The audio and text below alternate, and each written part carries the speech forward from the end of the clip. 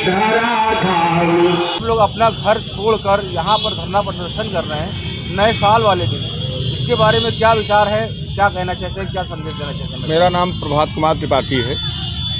मैं संघर्ष समिति का महामंत्री हूँ। सबसे पहले नववर्ष के शुभ अवसर पर मैं आपके चैनल को धन्यवाद ज्ञापित करता हूँ और उम्मीद करता हूँ कि आपका चैनल प्रदेश ही नहीं राष्ट्र लेवल पर अपना परचम फहराए। आपका जो प्रश्न है वो बिल्कुल वाजिब है कि आज लगभग 15 दिनों से मैं अनवरत यहाँ बैठा हूँ और जिस निदेशालय में बैठा हूँ सबसे ज़्यादा अफसोस तो इस बात को लेकर के है कि यहाँ बैठे हुए जो अधिकारी हैं, जैसे डायरेक्टर्स यहाँ बैठते हैं, एडी माध्यमिक बैठते हैं, आज तक वो भी यहाँ पूछने के लिए नहीं आए कि आप लोग क्यों बैठे हैं। सर ऐसा क्यों कर रहे हैं? ये आपके पास पूछने तक नहीं आए, आज तक जानकारी करने नहीं आए? मेरी समझ में दो चीज़ें नहीं आती हैं। जैसे उत्तर प्रदेश के जो 36 ज़िले लगभग प्रभावित हैं, इन 36 ज़िलों में कम से कम 40-50 हाई कोर्ट में मुकदमे दायर हुए। सारे मुकदमों में आर्डर्स पास आउट हुए। आर्डर पास आउट होने के बाद आर्डर का फॉलो नहीं किया, उसका समाधान नहीं किया गया अधिकारियों के द्वारा, कंटेम्प्ट किए गए और मानना याचिकाएँ दाखिल हुई, उसमें नोटिस हुई, अपीयरेंस डियासो की हो रही है। इसके बावजूद भी यही जहाँ जिस बिल्डिंग में हम बैठे हैं, यहाँ के अधिकारियों के दिशा निर्देश पर सरकार स्पेशल अपील में भी गई है। अभी उसकी कल तारीख माननीय उच्च न्यायालय इलाहाबाद में लगी हुई है 37 नंबर पर, कोर्ट नंबर 39 में।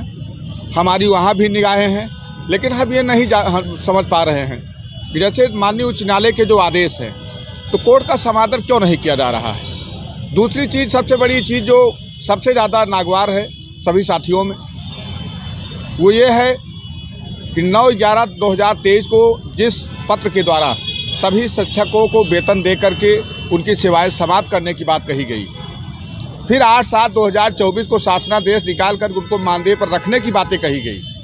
उसमें 7 अगस्त 93 से लेकर के राजकोष से वेतन पाने वाले सभी सम्मानित शिक्षक थे। तो फाड़ क्यों कर दिया सरकार ने इन अधिकारियों ने, और उन्होंने कॉलेजों को बंद कर दिया। तो जब कॉलेज सारे बंद हो गए, उनके पास ज्ञापन लेने आए थे? नहीं, जबरदस्ती बुलाए गए। वो कई प्रधानाचार्य गए, कहे कि हम बुजुर्ग हैं, इतनी दूर चल करके आए हैं, हम प्रदेश के अध्यक्ष हैं, ये है वो है, सर चल करके मेरा ले लीजिए, नहीं बड़ी बेइज्जती होगी, हम मुखिया हैं। तब वो चल करके आए। नहीं, अगर आना होता तो मैं बैठा वो लेने वो आए थे। तो यहाँ तक क्या आपसे कुछ एक राय मशवरा करने भी नहीं आए, जानकारी बिल्कुल नहीं आए, जांच करने भी नहीं आए कि आप लोग क्यों इतना परेशान हो? भाई, अगर वो बिना बुलाए आए होते, जो आपका प्रश्न है, अगर वो बिना बुलाए आए होते वहाँ पर तो यहाँ भी आते। इसका मतलब है बुलाने पर नहीं, वो बुलाए गए, स्पष्ट रूप से भेजे गए, आए, बात किए, उनसे चले गए। खुद आए होते तो यहाँ भी तो आ सकते थे, यहाँ भी मुझसे पूछ सकते थे कि 18 तारीख से आप अनवर 15 दिन से बैठे हो, क्यों बैठे हो भाई, क्या बात है, हमसे पूछ सकते थे, लेकिन नहीं पूछा उन्होंने। तो हमारे चैनल के माध्यम से क्या कहना चाहते हैं आप कि वो आए आपके पास? बिल्कुल बोले, आप बताएं। बिल्कुल, मैं मांग करता हूँ प्रशासनिक अधिकारियों से भी और माननीय मुख्यमंत्री जी से भी, और जो हमारे माननीय हैं उन माननीयों से भी। कई माननीय हमारे बीच में आ चुके हैं। भाजपा के माननीय उमेश द्विवेदी जी आ चुके हैं, शर्मा गुट के MLC माननीय ध्रुव कुमार त्रिपाठी जी हमारे बीच में आ चुके हैं। शर्मा गुट ने हमको समर्थन दिया है, और एक गुट और है आशालता सिंह जी का, आदर्श माध्यमिक शिक्षक संघ, उसने हमको अपना समर्थन दिया है। कई लोग आए भी ऐसा नहीं, लेकिन ये अधिकारी खुद चल करके आए और हमसे पूछे तो हो सकता है। अब हम ये तो नहीं कर पाएंगे कि हम खुद जाए, साहब चलिए हमारी पीड़ा को सुनिए। मैं 15 दिन से बैठा हूँ, मैं 25 दिन बैठ सकता हूँ, पिछली बार मैं 53 दिन बैठा था, 100 दिन बैठूंगा, 1 साल बैठूंगा, लेकिन इनको सुनना पड़ेगा मेरी बात।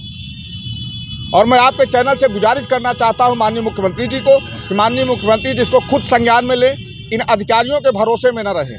अगर इन अधिकारियों के भरोसे में रहेंगे तो आने वाला जो समय है, जो 27 का चुनाव है, ये भाजपा की नैया को डुबो देंगे। जी, ये बदमाशी कर रहे हैं। अब ये किसके आदेश से बदमाशी कर रहे हैं ईश्वर जाने, लेकिन माननीय मुख्यमंत्री जी अगर चाह लें तो अधिकारियों को आदेशित करें और हम लोगों की समस्या को दूर करें। और कुछ कहना चाहेंगे कि जल्द से जल्द आपके पास वो आए? 8/7/2024 के आदेश में इन्होंने मानदेय का एक शासनादेश लागू किया। उसमें भी कहा कि 93 से लेकर के अब तक के सभी तदर्थ शिक्षक एक हैं। इन्होंने सुप्रीम कोर्ट में एफिडेविट दिया, अधिकारियों ने एफिडेविट दिया और आज ये पता नहीं कहाँ से क्या सेटिंग वोटिंग हुई।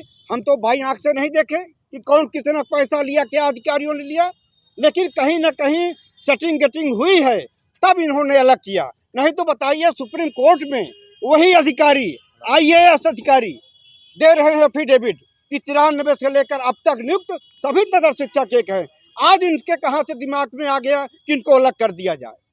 कहीं ना कहीं गड़बड़ हुआ है और माननीय मुख्यमंत्री जी को ये पूरी बात नहीं बता रहे हैं। इसीलिए हम मांग कर रहे हैं कि हमारे संगठन के डेलीगेशन को बुलावें और हम माननीय मुख्यमंत्री जी को अपनी सारी बात बताएं जो ये छिपा रहे हैं। जब तक आपकी मांग नहीं पूरी होगी तब आप यहाँ बैठे रहेंगे? नहीं, बिल्कुल हम बैठे रहेंगे। जैसे 53 दिन तक बैठे रहे वैसे अब भी बैठे रहेंगे, उससे ज्यादा दिन तक बैठे रहेंगे। हम यहाँ से उठेंगे नहीं। तो पश्चात मनुष्यताम प्राप्ति स्वकर्माणि साधये। इन 84 लाख योनियों में भटकने के बाद इस आत्मा को मनुष्य की शरीर मिलती है। इसीलिए कहा गया कि बड़े भाग मानुष तन पाओ।